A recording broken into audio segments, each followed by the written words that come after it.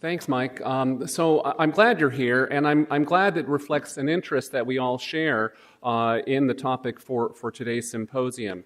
I'd like to sort of get us onto the right wavelength on thinking about injuries in the context of public health and review the goals for today's symposium.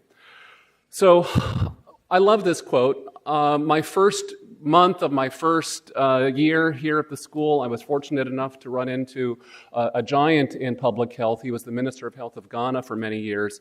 And he told me over breakfast that public health is science in a value-rich environment. And you've got to remember that. We have to remember that as we do our practice. It's what public health brings to the injury control world. If we only do values, we don't get forward. If we only do science, also, we don't move. We all learn when we train in public health that there are three essential components of the practice of public health.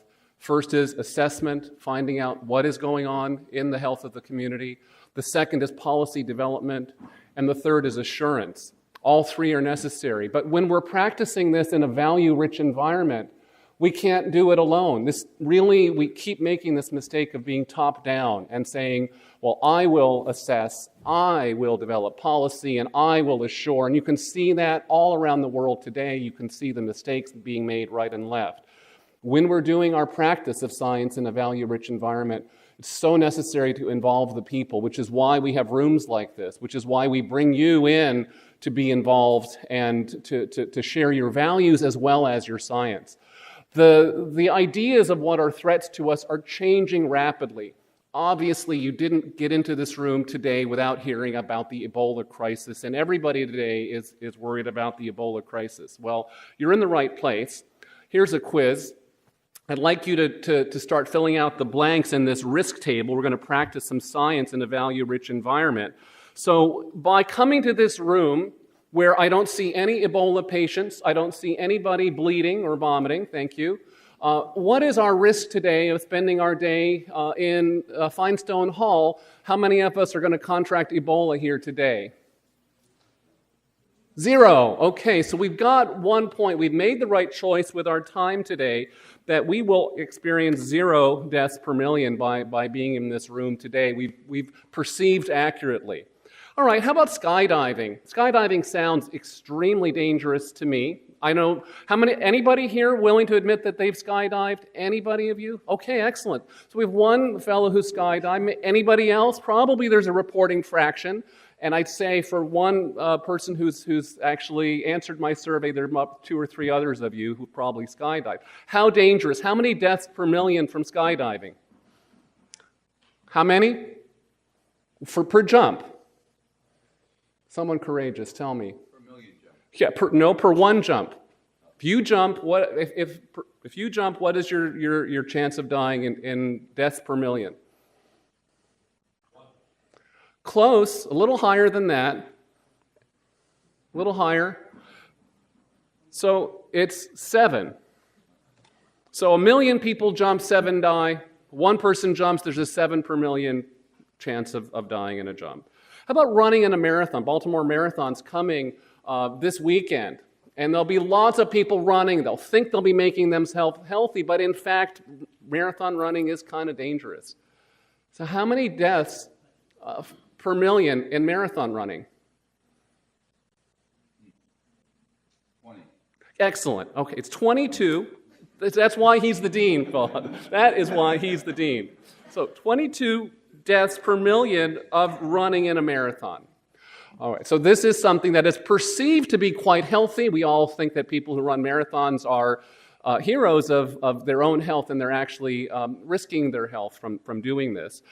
These deaths are not all due to injuries. Some of them are due to coronary artery events. All right, finally, driving in the USA. How many miles do you have to drive to equal 1 death per million? We call 1 death per million is a great unit. We call it a micromort, right? Micromort is the 1 death per million unit. How many American miles must we drive to experience 1 micromort, 1 death per million death risk? 1 million. 1 million miles. That's one guess. Anybody want to take 1 million miles to get one death? No, that's too high. 25 miles is too low. Okay, 50. Anyone else? No, 100,000 is too high. If you drive 250 miles, you'll experience a 1 per million death risk. So by driving 250 miles in the U.S., you have taken your chance of dying. If we all, after Americans drive 250 million miles of driving, we get a death. Okay, so that is our death risk. And part of what we'll be accomplishing today is trying to know this number and communicate this number around the world. Because obviously American death risk on the road is higher than it is in places in Europe where they've really taken this challenge more seriously. And in many countries it's many multiples higher. The problem with our field is we don't know yet. We can't fill in this table for most countries in the world. Why? Because we don't have a denominator. We don't have person miles traveled or person kilometers traveled in order to know this.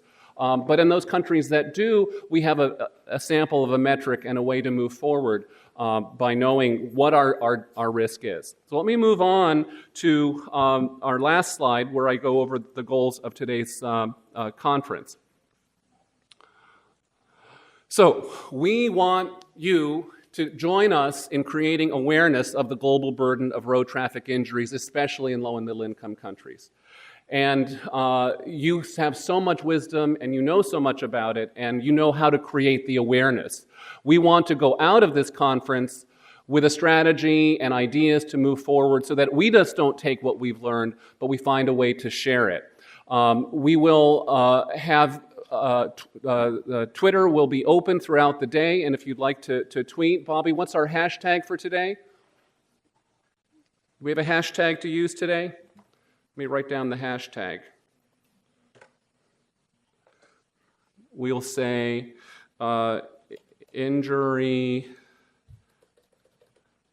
road injury symposium.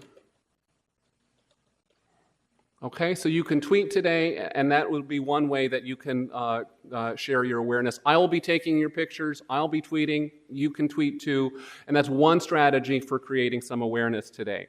The next thing we want to do today is to share the knowledge generated and lessons learned from the research project that many of us have participated in. We've just come off of this 5-year project. A lot of our lessons are learned. You'll be hearing a lot about them today. And we want to share those lessons. Let me get back to slideshow. Okay, and finally, we want to facilitate networking and collaboration between all of you. So we'll have time during the breaks to get together and get to know each other, share your cards, share your knowledge, and get together. One interesting announcement, not only are you safe from Ebola in this room, but we're going to make extra sure that you're safe from earthquakes today. At 10:16, an alarm will sound, and we'll all get to practice earthquake preparedness. I'm not joking. For those of you on the webcast, you can do this at home at 10:16 when you hear our alarm go off. Look at what we're doing and do that too. It's quite simple. All you have to do during our earthquake preparedness is not run out of the room. If you just sit quietly where you are, you're actually at lower risk than if you run out of the room. So everybody gets to practice earthquake preparedness today at 10:16. So we'll be happy today to enjoy a full symposium with excellent presentations and speakers. And I'm going to turn it over to Professor Adnan Haider to share some remarks as well.